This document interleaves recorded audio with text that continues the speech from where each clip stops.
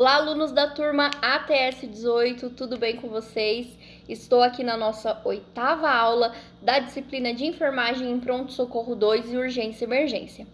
Hoje a gente vai falar um pouquinho sobre ressuscitação cardiopulmonar. Na aula passada a gente falou um pouquinho sobre o suporte básico de vida, né? E eu dei aí uma leve introduçãozinha como que é o suporte básico de vida, ele é atuado no adulto.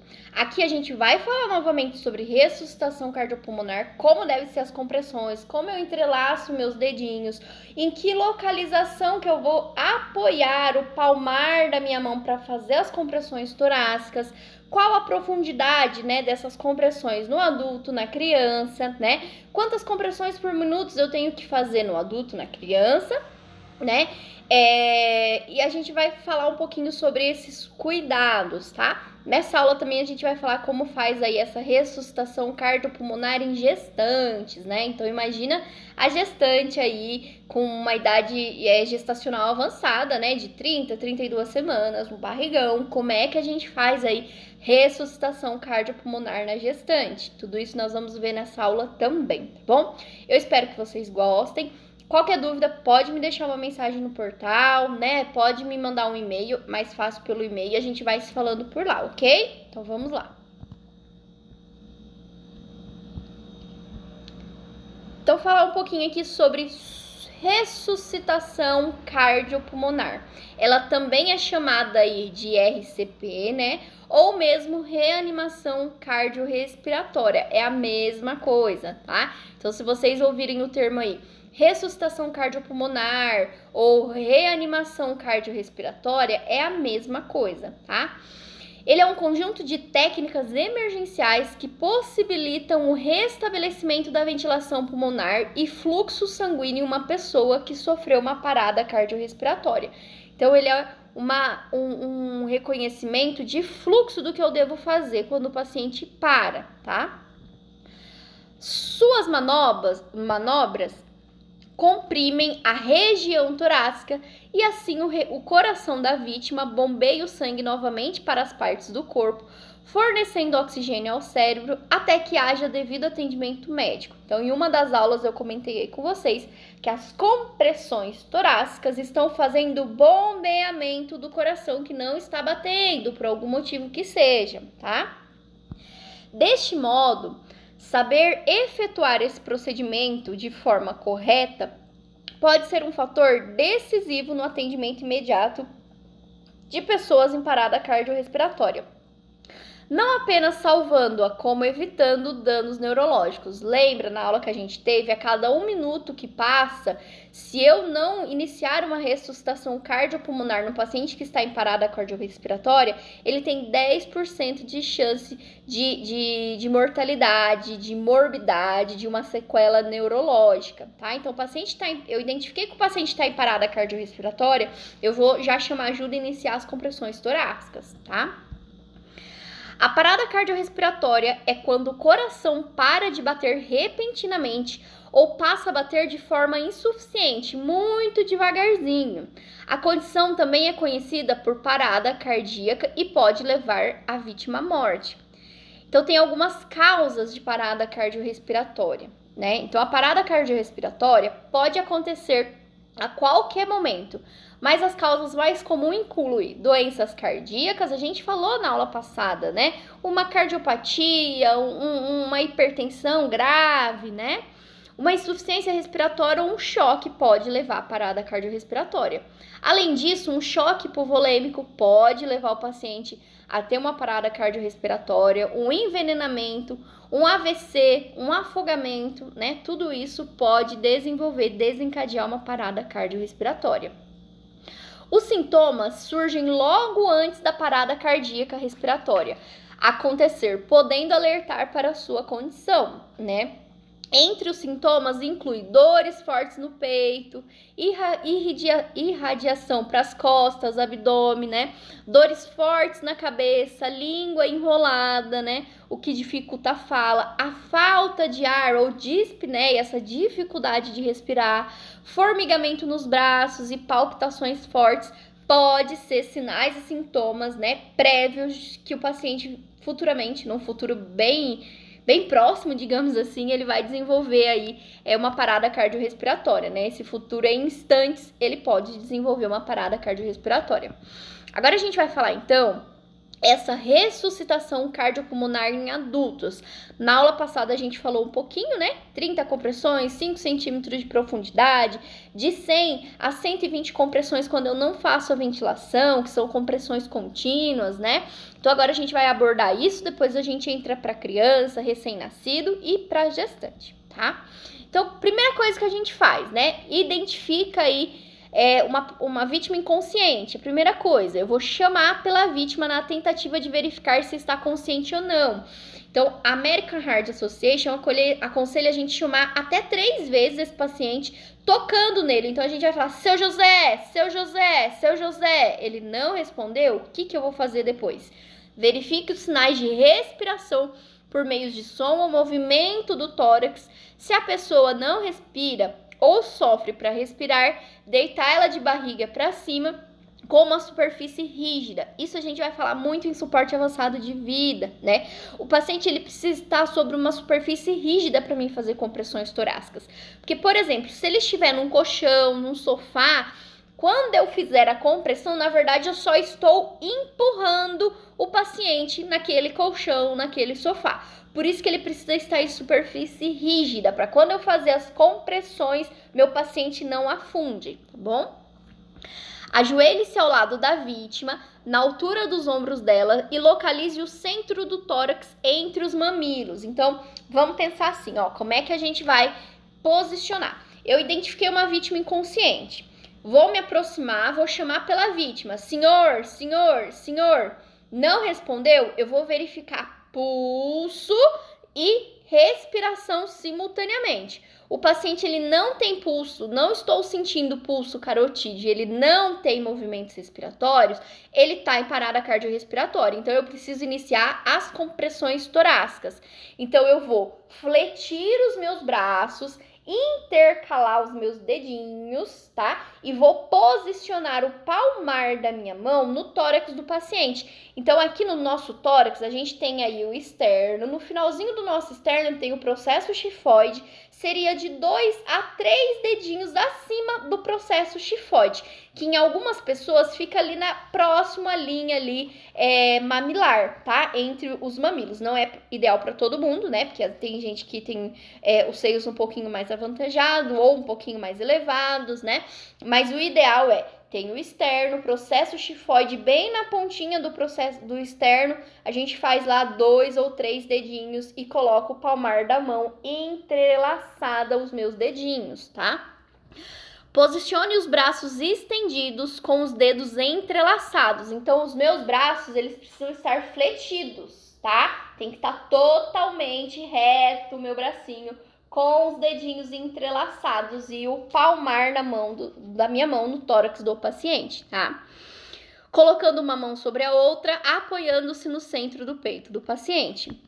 Manter o braço esticado e use o peso do corpo para fazer compressões rápidas e fortes. Então, com o meu braço esticado, eu vou flexionar, né, fazer compressões no tórax do meu paciente. Inicie compressões com frequência de 100 por 120 minutos, comprimindo o tórax em profundidade mínima de 5 centímetros para adulto, tá? A manobra de reanimação deve continuar até a chegada do socorro ou se houver reação da vítima. Então, lá em suporte básico de vida, a gente viu, né? Nós vimos lá na aula que é uma vítima desconhecida. Eu identifiquei a parada, chamei ajuda e iniciei as compressões torácicas de 100 a 120 compressões por minuto, sequenciais, numa profundidade de 5 centímetros, deixando a expansibilidade do tórax retornar, tá? E eu vou fazer essas compressões até a chegada do suporte avançado de vida, tá? É recomendado a troca do socorrista a cada 2 minutos para garantir a melhor qualidade do procedimento, pois ele é bastante cansativo. O que isso quer dizer? Se eu tenho uma outra pessoa, né, que está ali naquela cena, que sabe fazer uma ressuscitação cardiopulmonar, a cada 2 minutos nós iremos trocar. Porque a gente volta a dizer a questão da exaustão de ter um único socorrista fazendo as compressões torácicas, tá? De acordo com a American Heart Association, órgão responsável pela publicação científica das diretrizes de ressuscitação cardiopulmonar e atendimento cardiovascular de emergência, que servem de base para os procedimentos de salvamento nos Estados Unidos e no mundo, o socorrista leigo não precisa fazer respiração boca a boca em adolescentes e adultos nos primeiros minutos de parada, quando a vítima é desconhecida, pois quando essa vítima entra em colapso de repente, ainda há oxigênio suficiente no sangue para manter os órgãos vitais saudáveis. Portanto, o mais importante é fazer as compressões, que ajudam na circulação do sangue para o coração e para o cérebro, até a chegada do atendimento profissional, tá? Então, se a vítima é desconhecida, eu vou fazer o quê? Só compressão torácica, tá? Desfibrilador externo automático. Então, digamos lá, pedir ajuda, pedir lá o DEA se tiver, né, no ambiente que eu estou, comecei as compressões torácicas e alguém fala, um segundo socorrista chega e fala, ó, chamei o SAMU e aqui está o DEA. Então, o desfibrilador externo automático, o que a gente faz com ele, tá? Se estiver em um local público, como aeroporto, shopping, rodoviária, supermercados, pergunte se há um DEA, um desfibrilador externo automático disponível. Você mesmo pode manusear os modelos DEA, tá? Ligue o aparelho, então tem o botãozinho lá de ligar, né? E se atente às instruções sonoras e posicione as placas no tórax do paciente, conforme indicações do próprio desfibrilador. Então, quando a gente liga o aparelho, ele fala: por favor, instalar as placas no tórax do paciente. Aí a gente para as compressões e instala as placas no tórax de acordo com a imagem lá do fabricante. E aí o próprio desfibrilador vai falar: continue compressões torácicas. A gente vai continuar. Aí ele vai falar, analisando o ritmo. Ele está analisando o ritmo, se é um ritmo chocável ou não chocável. Se for um ritmo chocável, ele vai te dizer, ritmo chocável, afaste-se, aplicação de choque em 3, 2, 1. Quando ele fala que o ritmo é chocável, que ele vai aplicar o choque, a gente para de fazer as compressões, afasta todo mundo e o aparelho aplica o choque. Depois que o aparelho aplicar o choque, ele vai falar para você, ele vai te conversar, ele vai falar assim, continuar compressões torácicas. A gente vai lá e continua as compressões torácicas, claro que até o suporte avançado de vida chegar, tá? O aparelho, ele faz uma análise das condições do paciente e dá as orientações necessárias. Quando há necessidade de choque, ele pede que os socorristas se afastem e segue dando orientações para que o suporte seja realizado. Então, é ele que aplica o choque, tá?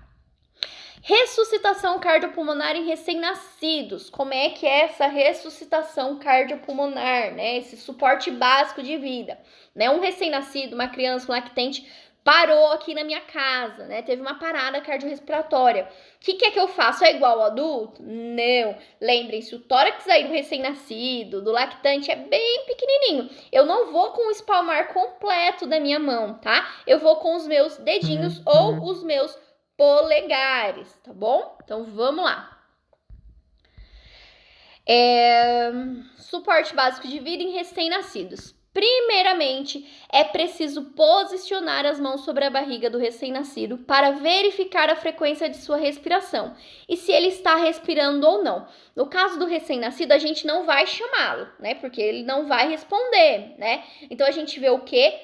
Pulso e respiração. Normalmente, a gente coloca a mãozinha na barriga para ver se está tendo aí a expansibilidade abdominal ou torácica, tá? Não havendo movimentos abdominal e torácico, é porque ele está em uma parada cardiorrespiratória. Contudo, no caso de bebês, primeiro é preciso verificar se não há sangramento antes de começar a manobra de reanimação. Então, lá no adulto, independente do que for, a gente faz a compressão torácica. Aqui no bebê, se ele tiver com sangramento externo intenso, primeiro a gente tem que conter esse sangramento para depois começar as manobras de reanimação cardiopulmonar, tá? Por quê? O bebezinho, ele é muito pequenininho. Se eu começar a fazer compressões, ele vai perder mais sangue ainda, tá? Então, eu tenho que conter aquele sangue primeiro, né? Aquela hemorragia externa primeiro, se for o caso, tá? E iniciar as compressões. Não, o nenezinho não tem tem nenhum ferimento, ele não tem nenhum sangramento, né? Então, o que eu vou fazer? Já fazer as compressões torácicas, tá? Se algum sangramento for percebido, é preciso estancá-lo imediatamente, uma vez que o corpo do bebê recém-nascido tem uma quantidade muito pequena de sangue. Dessa forma, antes de começar o procedimento de ressuscitação cardiopulmonar, é preciso estancar a fonte de sangue e depois a gente começa as compressões torácicas, tá? Partindo para a ressuscitação cardiopulmonar, é importante saber que no procedimento em recém-nascido é indicado o uso de polegares lado a lado para compressão torácica. Em caso de neonatos muito pequenos, os polegares devem ser sobrepostos, ou seja, deve-se colocar um polegar sobre o outro para realizar as compressões torácicas. O que seria isso? No adulto, a gente vai fazer aí espalmar, né, das duas mãos, uma sobre a outra, com os dedos interligados, né, entrelaçados, e vou fazer as compressões com o palmar da minha mão. No recém-nascido, lembre-se, recém-nascido até 29 dias, muito pitiquinho, eu vou fazer com os meus polegares. Então, eu vou pegar as minhas mãozinhas, vou abraçar o tórax do meu bebezinho e com os meus polegares na linha mamilar, tá? Lembre-se, no bebezinho, a gente não precisa lá, processo tifoide, 2 dedinhos, não. É na linha mamilar mesmo, entre os 2 mamilos. Então, eu vou abraçar o tórax do meu paciente e com os meus polegares eu vou fazer a minha compressão torácica, tá? Isso para casos de recém-nascidos, né? Casos aí de lactentes, né, neonatos, né, que não são recém-nascidos, mas são pequenininhos ainda, né? A gente vai fazer, então imagino que esse seja o tórax do meu paciente. Eu não vou abraçar o tórax, eu vou fazer com 2 dedinhos, normalmente o indicador e o dedinho médio, tá? Então eu vou fazer lá na linha M, na linha axilar, na linha mamilar do meu nenezinho. No meio dessa linha mamilar, eu vou fazer as compressões com o meu dedinho, tá bom? Com meus 2 dedinhos, a junção aí, tá? Já em casos de recém-nascidos com maior peso, a utilização de 2 ou 3 dedos pode ser recomendada. Durante a compressão, os dedos devem ser mantidos no ângulo de 90 graus em direção do tórax da criança. É o que eu falei, aqui é o tórax do nenezinho, eu vou fazer as compressões com a junção dos meus dedinhos, tá? Para a compressão, os dedos devem ser posicionados logo abaixo da linha dos mamilos do bebê, tá? Posicione o pequeno tórax da criança com os dedos em uma profundidade de 4 centímetros em um ritmo de 100 a 120 compressões por minuto. Lá no adulto, a profundidade é 5 centímetros. Aqui na criança, seja com a junção dos dedinhos ou a dos polegares, a gente faz 4 centímetros, tá?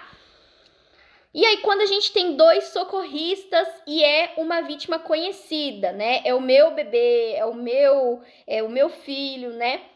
E a gente tá revezando em 2 socorristas até que o suporte avançado de vida chegue. Como que a gente faz? Então, um socorrista.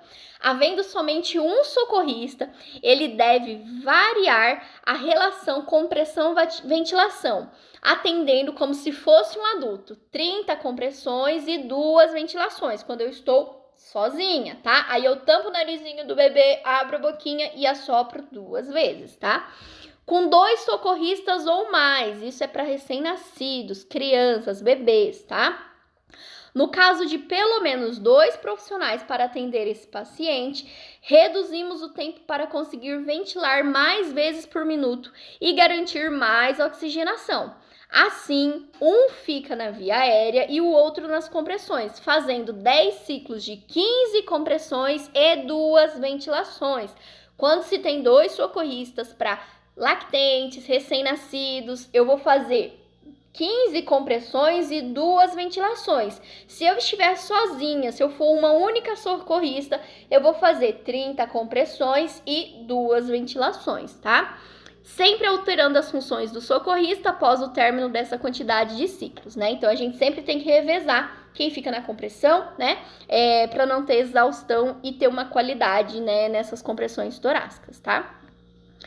Mesmo depois do bebê recém-nascido voltar a respirar, é importante que a pessoa a socorrê-lo continue com os movimentos e manobra, pelo menos até que o socorro médico chegue. Porque o bebezinho, ele não tem ainda maturidade, né? Para restabelecer sozinho esse fluxo circulatório, esse fluxo de O2. Então, se o meu paciente, o bebezinho, ele volta a respirar e eu sinto pulso, ok, voltou os batimentos. Mas se eu não continuar as compressões, nesse recém-nascido, ele não tem maturidade, ele pode entrar numa parada cardiorrespiratória de novo e eu não perceber. Por isso que para suporte básico de vida em recém-nascidos, a gente continua as manobras até a chegada do suporte avançado de vida, tá? Isso porque o corpo do bebê neonato é frágil e ainda não tem capacidade para reagir com vigor. O estímulo precisa continuar para garantir que o bebê se mantenha respirando e oxigenando o cérebro até o atendimento especializado chegue.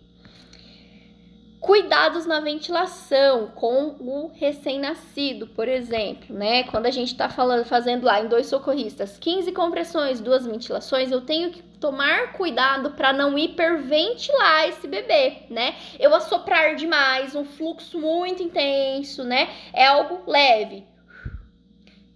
Nada de... Porque senão eu vou... quase que uma bexiga, estourar o pulmãozinho do meu paciente, digamos assim, né? Num termo mais impopular, né? Então, a gente faz uma hiperventilação, né? Um barotrauma. Que é isso? Eu estou insuflando tanto que o pulmãozinho do meu paciente não tá aguentando. Então, pode evoluir para um barotrauma, tá? No adulto, vemos às vezes uma negligência na ventilação por meio de bolsa, válvula, ambu. Às vezes ambusa demais, né? Usa o ambu demais para ventilar. E quando estamos lidando com criança, pedimos sempre que as ventilações sejam de alta qualidade, mas sem hiperventilar. Às vezes o profissional quer ventilar tanto que ele causa um barotrauma, aumentando a elevação do tórax e diminuindo assim o retorno venoso. American Heart recomenda, inclusive, que essa assistência seja a mais próxima possível do processo fisiológico da respiração. Então, é bem suave, como se eu estivesse respirando, né? Mas eu estou mandando essa respiração para o paciente. Seja com ambu ou fazendo respiração boca a boca num recém-nascido, numa criança, quando eu não tiver o ambu, tá? Falar um pouquinho agora, só para finalizar, sobre a ressuscitação cardiopulmonar em gestantes. Como é que a gente faz quando se tem aí um barrigão, né? A parada cardiorrespiratória em gestantes é sempre um grande desafio. É identificado das causas, as mudanças hemodinâmicas adaptativas à gestante e o tempo de decisão médica para a retirada do feto, fazendo da ressuscitação cardiopulmonar na gestante um momento de grande ansiedade para o médico e alta mortalidade para a mãe e feto, tá? Então, vamos falar um pouquinho sobre esse suporte, como é que a gente faz isso. As principais causas de parada cardiorrespiratória em gestantes no mundo são hipertensão, que é a eclâmpsia, hemorragia e sepsis. Então, são as principais causas que levam as gestantes a ter uma parada cardiorrespiratória. Outras causas como cardiopatias, questões vasculares, né, a anafilaxia e efeitos de drogas, né, também eles podem ser considerados como causas que levam a uma parada cardiorrespiratória. A recomendação de massagem cardíaca externa, garantir vias aéreas, desfibrilação e cuidados pós-parada são as mesmas de não gestante. Então, a gestante também, né, se no suporte básico de vida, né, eu identifiquei uma gestante, ela tá em parada cardiorrespiratória, não tem pulso, não tem respiração, não atende a chamado, né, ela tá em parada, eu vou fazer as compressões cardíacas, usar o desfibrilador se for preciso e os cuidados pós-parada igual um adulto, tá, igual uma pessoa não gestante. Durante a ressuscitação cardiopulmonar, o útero é levemente deslocado a 15 graus para a esquerda para diminuir a compressão aortocaval e melhorar a hemodinâmica materna. Então, lembrando lá nas artérias pulmonares, aórticas, né, que levam e trazem o oxigênio aí durante o bombeamento, a gente tem que lateralizar esse útero em 15 graus, né? Fazer as compressões para que essa oxigenação também chegue para o feto, tá? Essa lateralização de 15 graus do feto é realizada por profissionais de saúde treinados. Para quem é leigo, né, para um profissional que não é treinado e vai prestar um suporte básico de vida para uma gestante, tem que pelo menos lateralizá-la, né, de 15 a 30 graus, lateralizá-la levemente para o lado esquerdo e iniciar as compressões torácicas. Porque lateralizando ela, o mínimo que seja de 15 graus, o próprio abdômen, o próprio feto vai se deslocar para o lado esquerdo, claro, tá? Fazendo aí um suporte mais adequado do fluxo de oxigênio. Esse procedimento deve ser feito por um profissional treinado. Em caso de socorrista leigo, podemos inclinar a superfície em 30 graus no qual a paciente se encontra. Um fato importante é que se estima que 40% das paradas cardiorrespiratórias em gestante seriam de causas evitáveis. Então, se a gestante fizesse um pré-natal para identificar casos de pré-eclâmpsia, eclâmpsia, né? Os exames periódicos durante aí o pré-natal para identificar uma TEV, alguma coisa desse tipo, essa parada poderia ser evitada, tá? É um exemplo, né? A identificação precoce dos sinais perigo e uma rotina segura de hospitais com maternidade para estabelecer protocolo de TEV direcionados às gestantes, assim como protocolos para hemorragia, pré-eclâmpsia, eclâmpsias e sepsis, são passos fundamentais para a redução desses eventos catastróficos. Então, se tem aí um aporte no pré-natal, né, se tem uma assistência durante essa gestação, é bem difícil, né, essa paciente entrar num